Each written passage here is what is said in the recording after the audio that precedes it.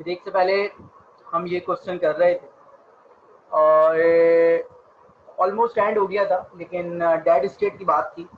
तो देखें, मैं जानबूझ के मैंने ये क्वेश्चन इनकम्प्लीट छोड़ा था, क्योंकि मैंने आपसे कहा था डेड स्टेट। तो देखें, आप चाहें तो 50 डेड स्टेट बना दें एक क्वेश्चन में, लेकिन डेड स्टेट का काम क्या होता है? डेड स्टेट का काम होता है क्वेश्चन को डेड करना। तो जरूरी नहीं है कि आप अलग अलग डेड स्टेट से काम करें। आप मेरा पॉइंट समझ रहे हैं? एक डेड स्टेट बना के भी आप सारे काम उससे कर सकते हैं। बात समझ में आ रही है? तो ये डेड स्टेट मैंने यहाँ बनाई थी, क्या बनाई थी, जरूरी नहीं है कि आप दो बनाए। अच्छा डीएफए वो डीएफए होता है, या मिनिमाइजेशन डीएफए जब आप करते हैं, जब आप पढ़ेंगे किसी नेक्स्ट सेमेस्टर में कंपाइलर के कोर्स में, तो उसमें जो है डेड स्टेट एक होनी चाहिए। तो मैं डेड स्टेट को कनेक्ट कर रहा हूँ एक ही जगह, अलग अलग डेड स्टेट बना रहा हूँ। इसकी ऑर्डर का क्वेश्चन है, तो ऑर्डर ये कहता है कि शुरू में ए आएगा, बाद में बी आएगा। शुरू में ए आएगा, बाद में क्या आएगा, बी आएगा। तो अगर शुरू में बी आ गया तब भी रिजेक्ट है, और अगर बी के बाद ए आ गया तो भी क्या है, रिजेक्ट है। Simple is that. I hope कि ये समझ में आ गई होगी बात। वही क्वेश्चन है सेम, सिर्फ डेड स्टेट। तो एक अच्छा डीएफए वो डीएफए होता है, या मिनिमल डीएफए के अंदर डेड स्टेट अगर होती है तो एक ही होती है, एक से ज्यादा नहीं होती। Is it clear to all of you?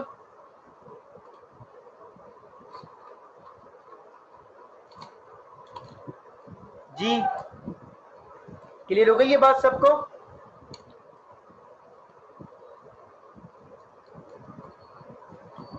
बस मैं इस क्वेश्चन के अंदर एक चेंजेस कर रहा हूं।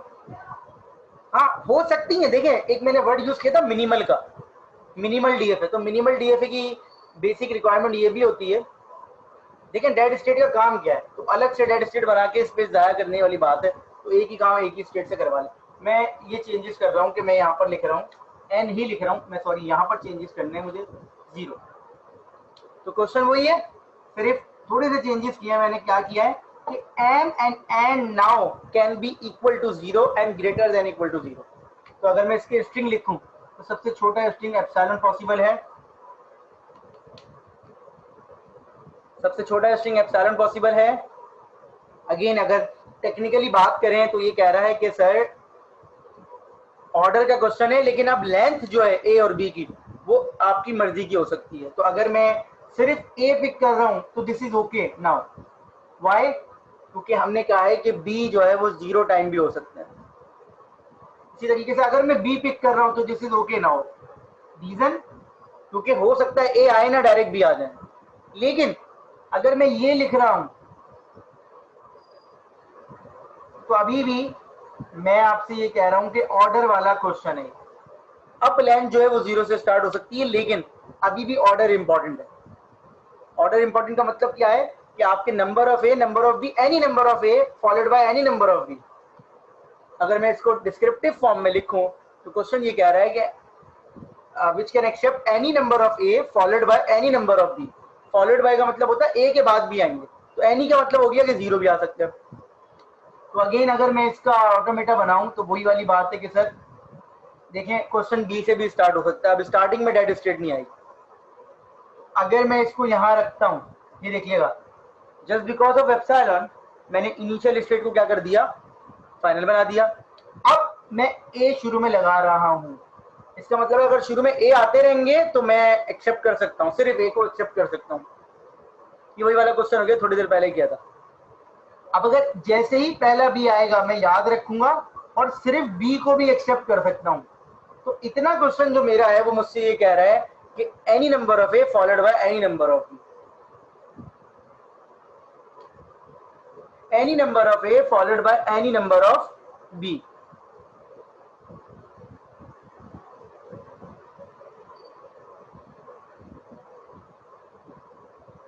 जब आएगा तो फिर बीच में बताता हूँ मैं। ठीक है भाई?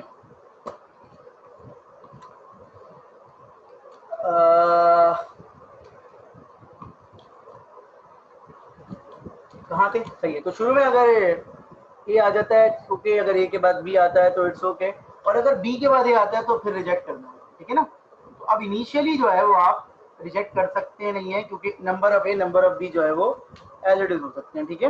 ये बात समझ में आ गई सबके? तो question to question requirement different होती है बेटा। C will be dead state, definitely C will be dead state, ठीक है।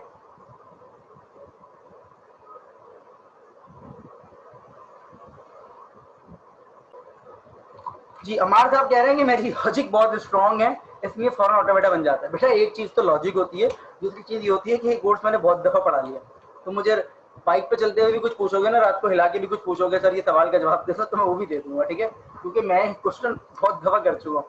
अब मैं इसमें अपनी मतलब मुझे, मैं तुम्हारा मैसेज काफी देर पहले पढ़ लिया था मैंने, अब मैं ये तो नहीं बोलूंगा ना हाँ यार मेरी स्किल्स बहुत अच्छी, ये क्वेश्चन मैंने बहुत दफा कर लिए हैं।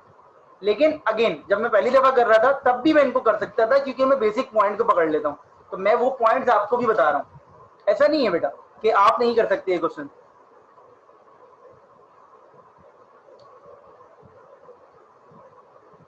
बेटा ये ना सीक्वेंस का क्वेश्चन है, देखो मेरी बात गौर से सुनना फिजरा, मैंने बीच में प्लस नहीं लिखा हुआ, मैं बताऊंगा प्लस का मतलब क्या होता है। ये सीक्वेंस का क्वेश्चन होता है और जरूरी नहीं है एम और एन ऐसे एन एम भी हो सकता है, लेकिन एक और क्वेश्चन है वो मैं अभी नहीं बताना चाह रहा, वो क्वेश्चन पे डीएफए नहीं बन सकता। मैं आपको वही क्वेश्चन करवा रहा हूँ जिसके डीएफए पॉसिबल है।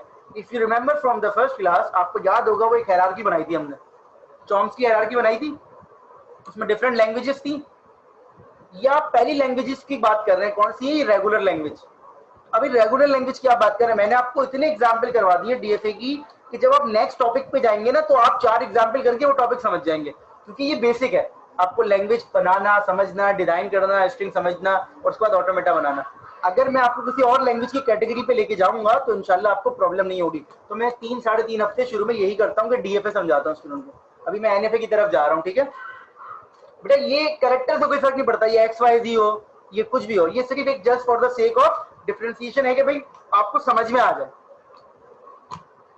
अब वो कायनात का एक सवाल था, मैं असल में एनएफए स्टार्ट करना चाह रहा था, लेकिन फर्स्ट कर ले यहाँ सी लिखा हुआ है, सी लिखा हुआ है, सी, तो सी के बाद मैं लिख देता हूँ एम एन के लिख देता हूँ, ठीक है, और मैं लिख देता हूँ के। अब ये सवाल क्या हो गया? ये सवाल हो गया any number of A followed by any number of B followed by any number of C. समझ में आ गई ये बात? अब अगर मैं इस क्वेश्चन को डिजाइन करूँ तो देखिए बेटा ये होगा। अब ये एक तीन कैरेक्टर का पैटर्न हो गया एबीसी। इसका मतलब क्या है कि अगर मैं इसके स्ट्रिंग भी लिखूं तो वो कुछ इस तरह के होंगे बेटा। अब ये 3 कैरेक्टर की बात हो रही है, तो देखें ये सिर्फ एप्सिलॉन, सिर्फ ए, सिर्फ बी, सिर्फ सी, ठीक है। फिर अब आ जाए A B C, A B B B, A C C, B C C B शुरू में। इन तमाम क्वेश्चन में अगर आप देखें तो ऑर्डर इंपॉर्टेंट है, लेंथ इंपॉर्टेंट नहीं है किसी भी चीज की। हाँ वो तो मैं बना दूंगा बेटा, लेकिन मैं जो बेसिक पॉइंट समझाना चाह रहा हूँ वो क्या है, इन तमाम स्ट्रिंग के अंदर ऑर्डर इंपॉर्टेंट है। लेंथ देखें, वेरिएशन है लेंथ में। ए देखें यहाँ पर 1 है, यहाँ पर 1 है, मैं 2 कर देता हूँ इसको। यहाँ पर देखें ए है ही नहीं, यहाँ पर देखें 1 है, यहाँ सी नहीं है, यहाँ देखें बी नहीं है। तो इन तमाम क्वेश्चन के बाद हाँ तो बी नहीं है, ए के बाद सी आ गया, ठीक है ना। इसमें बी नहीं है, इसमें ए नहीं है, इसमें सी नहीं है। समझ में आ गई ये बात? अब हम आगे अगर हम इसकी बात करें तो सर ये देखें, अब देखें अगर आप क्वेश्चन को फोकस करें तो देखें 3 स्टेट बनाई, तीनों फाइनल है, लेकिन ये अलग अलग बी से जा रहा है, ये सी से जा रहा है, इसलिए ये ऑर्डर वाला क्वेश्चन हो गया। और अगर मैं बात करूं कि सर क्या होना चाहिए तो आप मुझे बता दें कि इस पे सी की ट्रांजिशन नहीं है और इस पे सी की ट्रांजिशन नहीं है, इस पे सी की ट्रांजिशन नहीं है। अब मुझे बताइए इस क्वेश्चन में क्या कमी है? जो लोग खास तौर पे 3 कैरेक्टर वाला सवाल करना चाह रहे थे उनसे पूछ रहा हूँ, इस पे सी की ट्रांजिशन नहीं है, इस पे सी की ट्रांजिशन नहीं है। क्या सिर्फ सी एक्सेप्ट हो सकता है इस क्वेश्चन में? क्या इस क्वेश्चन के अंदर सिर्फ सी एक्सेप्ट हो सकता है? सिर्फ सी हो सकता है ना। अब अगर मैं सी को यहीं बना दूं बेटा तो प्रॉब्लम हो जाएगी। क्यों प्रॉब्लम हो जाएगी? अगर मैं सी को यहीं बना दूं कि बी से पहले सी आ जाएगा तो मुझे डायरेक्ट सी यहां भेजना पड़ेगा। कि अगर सिर्फ सी आया तो डायरेक्ट इधर चले जाओ, वापस जाने का रास्ता नहीं है। उम्मीद करता हूं ये समझ में आया होगा। दोबारा सुनिए कि अगर सिर्फ सी आया तो डायरेक्ट सी वाली जगह पे चले जाओ, तो डायरेक्ट सी एक्सेप्ट। आप इसको यहाँ एक्सेप्ट नहीं करवा सकते, तो उसका रीजन क्या है? क्योंकि बी से पहले सी नहीं आ सकता। तो अगर आप ये देखें आप सी को डायरेक्ट उस जगह पे ले गए जहां बी ए आ रहा है, मुझे बताइए इस पे कौन सी ट्रांजिशन नहीं है, इस पे कौन सी ट्रांजिशन नहीं है, ए की, ये क्या हो जाएगा, डेड, डेड स्टेट बना दिया आपने। इस पे कौन सी ट्रांजिशन नहीं है, बी और ए की, इसको बी और ए कर लें, डेड स्टेट हो गया, सही है। और डेड स्टेट को कंप्लीट कर लीजिए, ए कॉमा बी कॉमा सी। समझ में आई बात? अब देखिए ये थोड़ा सा ना कॉम्प्लिकेटेड हो जाता है 3 कैरेक्टर लेने के बाद 4, क्योंकि आपके पास मजबूरी है, आपके पास वो मजबूरी क्या है कि आपको हर स्टेट को कंप्लीट करना है। जब हर स्टेट को कंप्लीट करेंगे तो ये एरो थोड़े इस तरह से हो जाते हैं कि क्लियर नहीं होती डायग्राम। सही है, ये सवाल हो गया। अब हम स्टार्ट कर रहे हैं NFA. NFA non deterministic finite automata. इंसान की जिंदगी में बहुत सारे ऐसे फेजेस आते हैं इंसान की जिंदगी में बहुत सारे फेजेस ऐसे आते हैं कि जब वो एक मुश्किल काम कर लेता है तो उससे आसान काम जब उसको मिलता है तो वो बोलता है ये आसान क्यों है। आप समझ रहे हैं मेरी बात? अगर आप समझ रहे हैं मेरी बात, तो अगर आप को एक मुश्किल काम करना आ जाए तो आप बोलते हैं यार ये आसान का। फर्ज करें आपको खाना बनाना आता है तो आपके लिए पानी उबालना कोई चीज नहीं। अजीब सी एग्जाम्पल है, लेकिन अभी ना आपने एक मुश्किल चीज पढ़ ली है, अब जो मैं आपको पढ़ाने की कोशिश कर रहा हूँ आसान काम है। आपको आपको बस चलानी आती है तो कार चलाने में प्रॉब्लम नहीं है। ये डीएफ है, ये डीएफ है। डीएफ कहता है कि यार आपने मुझे इस लैंग्वेज के लिए बनाया है, बेटा मैं जो कह रहा हूँ उसको गौर से सुन लीजिएगा। ये डीएफ है। डीएफ कहता है भाई मुझमें 5 चीज है, Q not, capital Q, sigma, F and डावा। एनएफए कहता है मेरे पास भी 5 चीजें, ठीक है।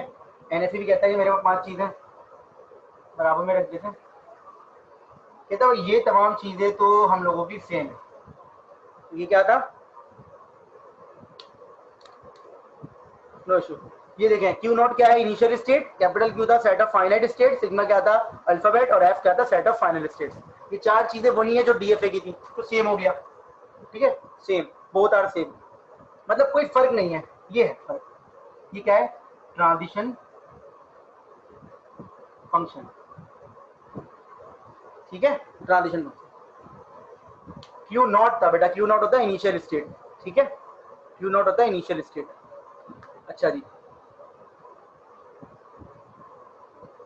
क्यू नॉट होता है इनिशियल स्टेट। तो ये ट्रांजिशन फंक्शन जो दोनों का फर्क है, तो मैं आपको ट्रांजिशन फंक्शन समझा रहा हूँ डिटेल में। तो जरा ट्रांजिशन फंक्शन में क्या फर्क है वो मैं आपको समझा रहा हूँ। पहले मैं डीएफए का लिखता हूँ, this is DFA. You remember transition function is the function of Q cross sigma, return करता है कि डीएफए का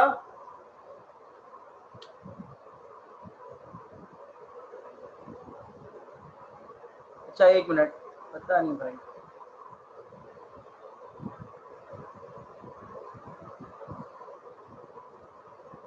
क्या सूरत हाल है,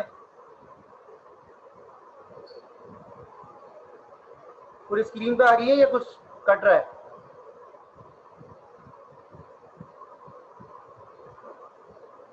खुद ब खुद हुआ ये, मैंने कुछ नहीं किया, मैं कर देता हूँ चेंज। अब बताएं अब क्या सूरत हाल है?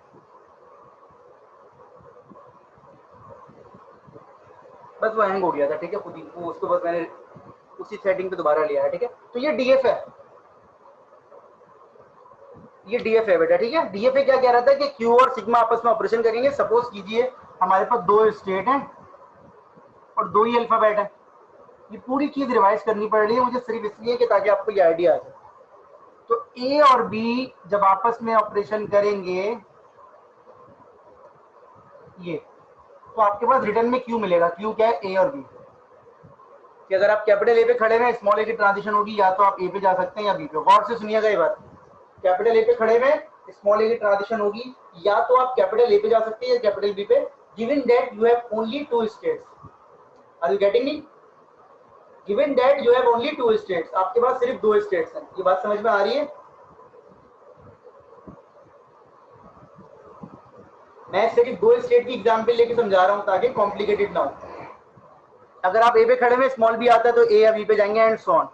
एनएफए ये कहता है कि भाई मैं भी थोड़ा बहुत वैसे ही काम करता हूँ, मैं भी एक ऑटोमेटा ही हूँ, बस मुझमें ना थोड़ी सी रिलैक्सेशन है कि जो मैं रिटर्न करता हूँ वो 2 की पावर मॉड क्यू स्टेट्स करता हूँ। मॉड क्यू का मतलब क्या होता है? मॉड का मतलब होता है लेंथ। मॉड का मतलब क्या होता है? लेंथ।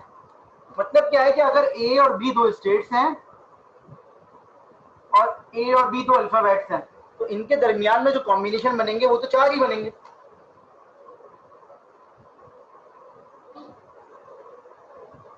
लेकिन आपको जो रिटर्न में स्टेट्स मिल सकती है वो 2 की पावर मॉड क्यू। इसमें मॉड क्यू कितना है? 1 और 2। क्यू की लेंथ कितनी है? कितनी लेंथ है इसमें स्टेट्स की? 2। तो 2 की पावर 2 क्या होता है? 4। मैं अगेन रिपीट कर रहा हूँ, सिर्फ इस एग्जाम्पल के लिए समझा रहा हूँ, 2 के लिए। तो अगर मैं इसके 4 सेट बनाना चाहूँ, ए और बी के 4 सेट बना के दिखाइए मुझे। ए और बी के 4 सेट बनाने, सेट थ्योरी पढ़ रहे हैं, ए और बी के 4 सेट बताएं कौन कौन से बनेंगे। शाबाश। ए और बी के 4 सेट कौन से बनेंगे?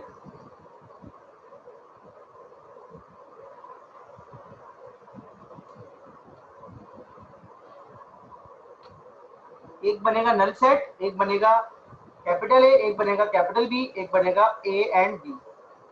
सही है? ये होंगे 4 सेट। सेट सेट कह रहा था बेटा मैं, स्ट्रिंग नहीं कह रहा था। ये 4 सेट होते हैं इसके, ठीक है? सेट थ्योरी में पोजीशन मैटर नहीं करती। ये देखें, ये समझ में आ गई बात?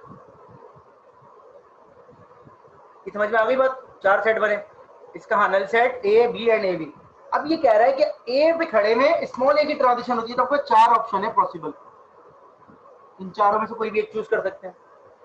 अब अगर मैं इन चारों ऑप्शंस को अकेले अकेले समझा रहा हूँ, तो बेटा इसको गौर से समझ लीजिएगा, क्योंकि ये इतनी इंपॉर्टेंट, इतनी मुश्किल बात नहीं है। इंपॉर्टेंट कोई मुश्किल नहीं है। देखो, अगर मैं ए पे खड़ा हूँ तो मैं स्मॉल ए की ट्रांजिशन करके बी पे जा सकता हूँ। ये वाली चीज समझ में आती है?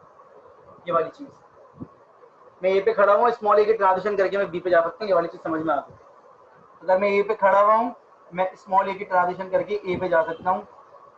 ये वाली चीज समझ में आ गई? सही है ना? सही है? अगर मैं ए पे खड़ा हूँ, लास्ट वाली चीज, मैं स्मॉल ए की ट्रांजिशन करके ए पे भी जा सकता हूँ और बी पे भी जा सकता हूँ। एक वक्त में दोनों जगह पे जा सकता हूँ। एक वक्त पे दोनों जगह पे जा सकता हूँ। I am talking about this point, given that we have only 2 states, A comma B. इसका मतलब अगर कैपिटल ए पे खड़े में, स्मॉल ए पे आप मल्टीपल ट्रांजिशन कर सकते हैं। मल्टीपल ट्रांजिशन का मतलब क्या होता है? एक स्टेट से एक ही कैरेक्टर की एक से ज्यादा ट्रांजिशन। समझ में आई बात? अभी ये मत सोचिएगा कैसे होगा क्या नहीं होगा, मैं आपको सिर्फ ये पॉइंट समझा रहा हूँ। तो व्हाट इफ नहीं होना चाहिए, सिर्फ अभी जो समझ में आ रहा है, दिख रहा है, वो कर रहा है। एक स्टेट से एक कैरेक्टर की एक से ज्यादा ट्रांजिशन हो सकती है, इसका मतलब है इसमें मल्टीपल ट्रांजिशन अलाउ है। समझ में आई ये बात? ऐसा होता वैसा होता तो वो तो भी समझा रहा हूं। और ये पॉइंट क्या कह रहा है कि अगर आपको लगता है कि किसी स्टेट पे आपको ट्रांजिशन किए बगैर फायदा है, आपका काम हो जाएगा, तो आप उस ट्रांजिशन को इग्नोर कर सकते हैं। लाइक अगर मैं इस क्वेश्चन की बात करूं, तो फर्ज कीजिए ये है, फर्ज कीजिए ये है,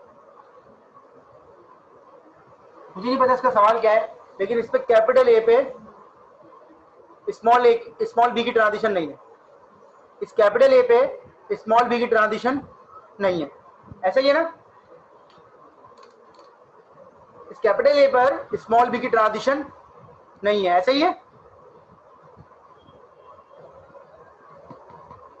ये नल ट्रांजिशन है, हमने नहीं बनाई। अगर ये डीएफए होता तो हमें बनानी पड़ती। ये एनएफए है, हम नहीं बना रहे। अगर इसके बगैर भी हमारा क्वेश्चन कंप्लीट हो गया है, जो काम उसको बोला था वो कर रहा है, तो हमें जरूरत नहीं है। Are you getting me? अब ये जो है ना, ये कहाँ यूज होता है, कैसे यूज होता है, मैं अभी आपको समझा रहा हूँ। लेकिन you can have multipole transition. First कीजिए यहाँ पर आपके पास ए कॉमा बी कॉमा सी होता, ए कॉमा बी कॉमा सी, तो ये 2 की पावर क्या हो जाता? 3 हो जाता, 8 हो जाता। 8 के कितने कॉम्बिनेशन बनते हैं? 8। तो ये होता सिग्मा, सॉरी नल। बेटा 1 मिनट दे दे मुझे मात। नल होता, ए होता, बी होता, सी होता, ए बी होता, ए सी होता, बी सी होता, ए बी सी होता, 8 कॉम्बिनेशन बनते। मैं बनाता हूं।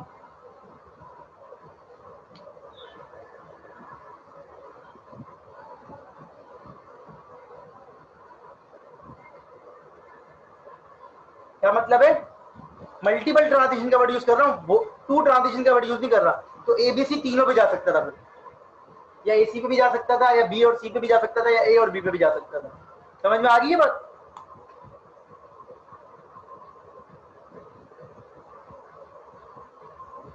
अगर होता तो ए कॉमा बी कॉमा सी।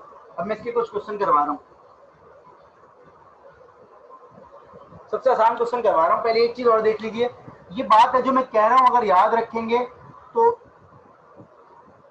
प्रॉब्लम नहीं होगी एनएफए समझते में। जो ये अब बात कर रहा हूँ, ये आपकी लैंग्वेज है, डीएफए बना रहे हैं, तो डीएफए ये कहता है भाई लैंग्वेज की फिक्र करो और लैंग्वेज के अलावा उसके कॉम्प्लीमेंट की भी फिक्र करो।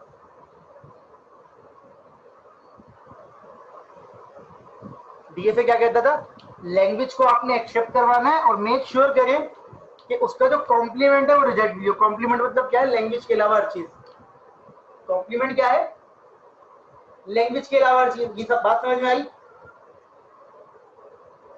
डीएफए ये कहता था कि लैंग्वेज की फिक्र करो, उसको एक्सेप्ट करवाओ, और लैंग्वेज के अलावा जो उसका कॉम्प्लीमेंट है, मतलब लैंग्वेज के अलावा जो भी लैंग्वेज है उन सबको रिजेक्ट भी करवाना है। ये बात याद है ना कि हम उसकी फिक्र भी करते थे, यार ये इसमें नहीं है, इसको रिजेक्ट होना चाहिए। याद है ये बात कि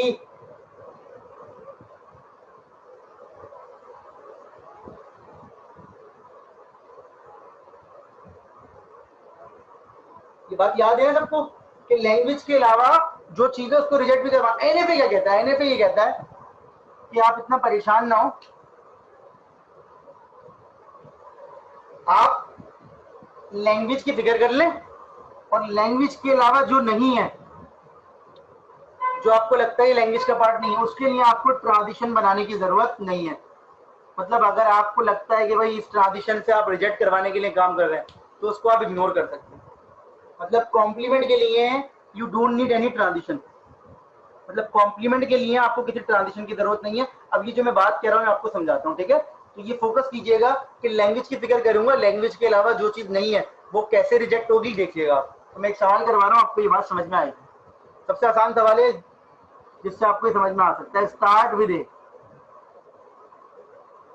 थोड़ी देर के लिए आप इग्नोर कर दीजिए कि आप डीएफए पढ़ के आए, ठीक है? आपको नहीं आता डीएफए, आपने कहा सर शुरू में अगर ए आएगा तो मैं एक्सेप्ट करवा लूंगा, ऐसा ही है ना? यही है ना? यही है ना? स्टार्ट विद ए। जी बेटा यही है ना?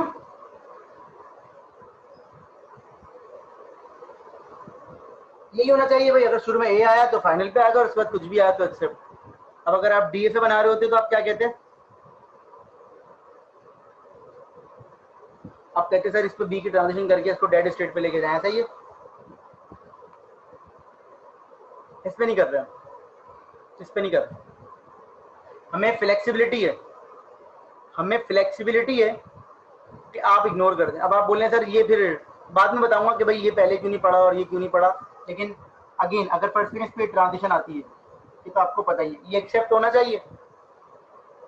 ये देखें, आपने कहा sir A small A B B, ये एक्सेप्ट हो गया। रिजेक्ट वाला बात सुन लें। फर्ज कर लें शुरू में आ गया बी, ये लिखा हुआ है ए बी। और से देखिएगा, आप ए पे खड़े में स्मॉल बी मिलता है, क्या आपके पास ट्रांजिशन है? क्या ए पे स्मॉल बी की ट्रांजिशन है? नहीं है ना? क्वेश्चन वहीं खत्म हो गया, आगे जाने की जरूरत ही नहीं। क्वेश्चन वहीं खत्म हो गया, आगे जाने की जरूरत ही नहीं। समझ में आया? You don't need to check the whole string. NFA जो है रिजेक्टिंग वाले केसेस में हो सकता है जल्दी जल्दी डिसीजन ले। एनएफए जो है रिजेक्ट वाले केसेस में इट माइट बी पॉसिबल कि वो जल्दी डिसीजन ले ले, जैसे अभी लिया है। लेकिन डीएफए क्या कहता है? चाहे एक्सेप्ट करना हो चाहे रिजेक्ट करना हो, चाहे एक्सेप्ट करना हो, आइदर एक्सेप्ट करना हो, आइदर रिजेक्ट करना हो, दोनों केसेस में आपको कंप्लीट स्ट्रिंग चेक करना पड़ेगा। बेटा एक पॉइंट है ना ये, अभी एक दूसरा पॉइंट भी बता रहा हूं मैं तुम्हें, अभी एक पॉइंट है ये, मल्टीपल ट्रांजिशन वाला पॉइंट भी तो आएगा, अभी तो मल्टीपल ट्रांजिशन वाला पॉइंट रहता है ना। ठीक है भाई, तो ये एनएफ है। अब मैं इसका जरा ट्रांजिशन टेबल बना दूं, ये इसका ट्रांजिशन टेबल है, सारी चीजें वही हैं, सारी चीजें वही हैं, बस जहां नल ट्रांजिशन है वहां नल लिख दें।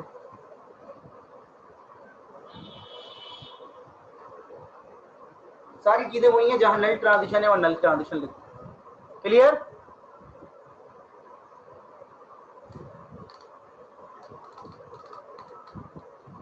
ठीक है, एक और सवाल देख लें।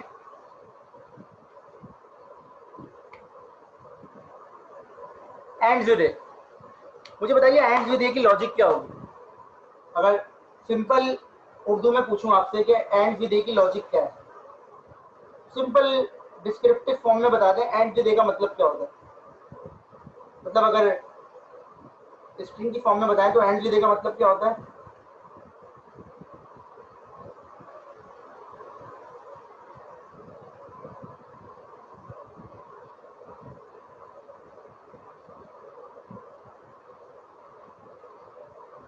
स्ट्रिंग बस नहीं नहीं, ये सही है बिल्कुल, ये जवाब तो आप सही दे रहे हैं। कोई और आसान सा मतलब है एंड विद ए का? बहुत ही आसान।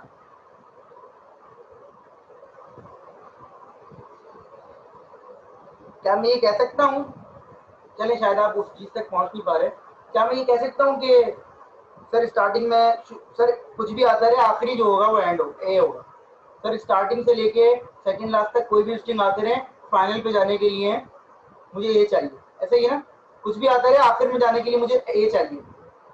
तो देखिए मैं इस बात को डिस्क्रिप्टिव फॉर्म जो हम बात कर रहे हैं उसको मैं ऑटोमेटा में बना रहा हूँ, एनएफएम। इतने सी इतने से ऑटोमेटा का मतलब क्या है? इतने से ऑटोमेटा का मतलब क्या है? इतने से ऑटोमेटा का मतलब क्या है कि ए अभी आया, हम इनिशियल स्टेट पे रहेंगे, ऐसे ही ना? ए अभी का कोई भी कॉम्बिनेशन आया, इनिशियल स्टेट पे रहेंगे, बस फाइनल पे जाने के लिए मुझे ए चाहिए।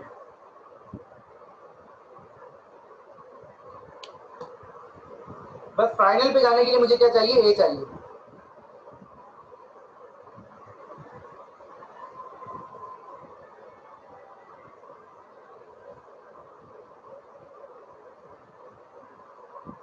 मैं समझाता हूँ आपको, ठीक है? सर स्टार्टिंग में कुछ भी आए, हम फाइनल पे जाने के लिए हमें क्या चाहिए? ए चाहिए। अब अगर हम बात करें सर ये वर्क कैसे कर रहा है, तो देखिए इस वक्त ये हो रहा है कि ए पे आपने मल्टीपल ट्रांजिशन किया, भाई अलाउ है तो कर दी, लेकिन ये वर्क कैसे कर रहा है उसको समझ लेते हैं। फर्स्ट करें, आपको ये स्ट्रिंग मिला, मुझे बताइए ये एक्सेप्ट होना चाहिए रिजेक्ट? ये स्ट्रिंग एक्सेप्ट होना चाहिए रिजेक्ट? एक्सेप्ट। ये देखिएगा, गौर से देखिएगा, ए पे खड़े हुए स्मॉल ए की ट्रांजिशन पे कहां जा रहे हैं?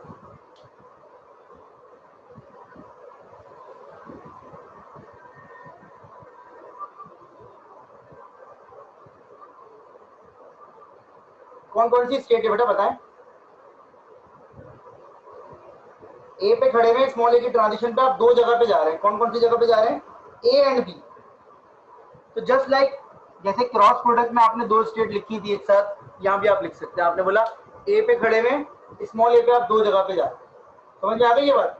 इसका मतलब है जब मैं स्टार्टिंग में स्मॉल ए की ट्रांजिशन करूंगा तो मैं दो स्टेट पे होऊंगा, एक वक्त में मैं दो स्टेट पर हूँ, समझ में आ गई बात? अब आप आइए आगे। अब स्मॉल बी की ट्रांजिशन आती है, इस वक्त आप कहां पर हैं? दो जगह पर, इस वक्त आप दो जगह पे मौजूद हैं। स्मॉल बी की ट्रांजिशन आती है,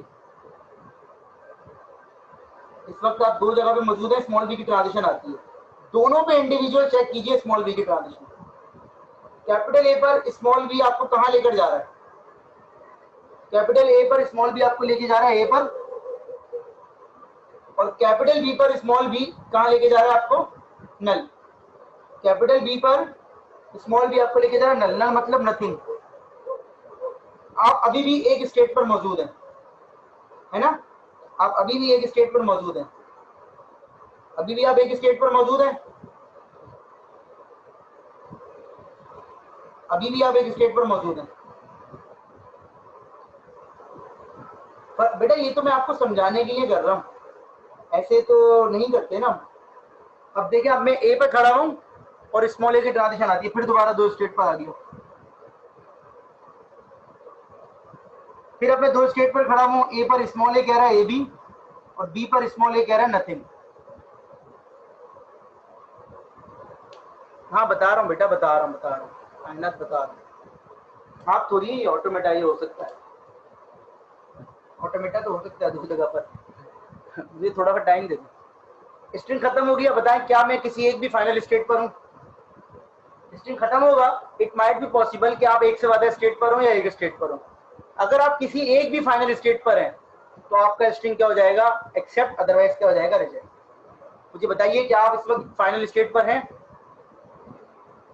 मुझे बताइए कि आप इस वक्त फाइनल स्टेट पर हैं? बस ये एक्सेप्ट होगी, ठीक है। बी पर है मौजूद डेफिनेटली। अब आ जाए, आप वो स्ट्रिंग ले लें जो रिजेक्ट होता हो, तो आपने ले लिया ये, ठीक है। ये देखें, ए पे खड़े में, बी पे आप ए पर ही हैं, ए पे खड़े में, बी पर आप कहाँ? ए पर ही। फिर ए आता है तो आप ए बी पर आ गए, फिर बी आता है तो आप आ गए ए पर। स्ट्रिंग खत्म हो गया, रिजेक्ट हो गया। स्ट्रिंग खत्म हो गया, क्या हो गया? रिजेक्ट हो गया। इसका अगर वो बनाए ट्रांजिशन टेबल, तो जस्ट लाइक दिस, सेट बना देंगे और ये लिख,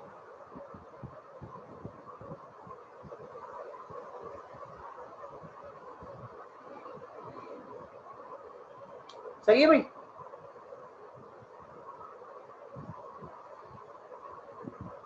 मैं आपकी बात का जवाब दूंगा अभी कायनात, आप इस आखिरी क्वेश्चन को करवाने के बाद।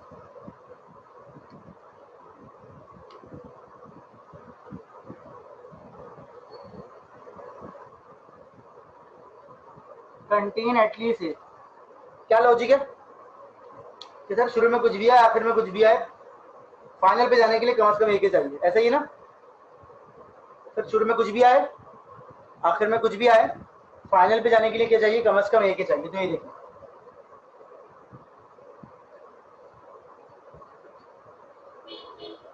देखिए, स्टार्टिंग में सर कुछ भी आए, फिर आखिर में कुछ भी आए, फाइनल पे जाने के रास्ते में क्या आना चाहिए? कम से कम एक ही आना चाहिए। तो आप जो सोच रहे हैं ना वो यहाँ डिजाइन कर सकते हैं, आपको सब कुछ अलाउ है। आप जो सोच रहे हैं आप उसको सब कुछ डिजाइन कर सकते हैं। ये मेरे क्वेश्चन की डोमेन में है, इसलिए मैंने दोनों ट्रांजिशन बनाई है।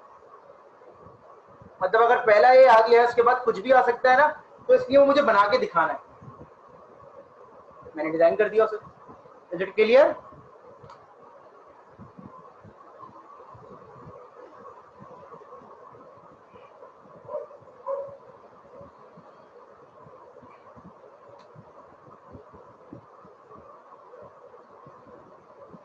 क्या कह रहा है ये? लेंथ कितनी होनी चाहिए? 2। हाँ मैं अभी आप इमाद आपकी बात का भी जवाब दूंगा, दोनों की बात का जवाब दूंगा, मैं भी बता रहा हूँ बात। 2 लेंथ के लिए एक्सेप्ट करना है, 2 से ज्यादा का क्या करना है? 2 से ज्यादा का क्या करना है? सबकी बातों का जवाब दूंगा मैं, एक दो चीजों का इंतजार कर रहा हूँ, तो जैसी पॉइंट आएगा ना तो इंशाल्लाह आपको आपकी बात क्लियर हो जाएगी। मुझे बताएं 2 से ज्यादा का क्या करना है? 2 से ज्यादा का क्या करना है? रिजेक्ट करना है। हम नहीं बना रहे ट्रांजिशन, हम नहीं बना रहे ट्रांजिशन, खुद ही रिजेक्ट हो जाएगा। जब सी पे खड़े होंगे कोई और आएगा, हमारे पास चूंकि ट्रांजिशन नहीं होगी तो वो खुद ब खुद रिजेक्ट कर लेगा। ये देखें, ए आया, बी आया, एक्सेप्ट हो गया। अगर इसके बाद बी आया, ए पे खड़े में स्मॉल ए पे बी पे चलेगा, बी पे खड़े में स्मॉल बी पे सी पे चलेगा, सी पे खड़े में ट्रांजिशन ही नहीं है, रिजेक्ट। समझ रहे? तो उससे ज्यादा की हमें बनाने की जरूरत ही नहीं।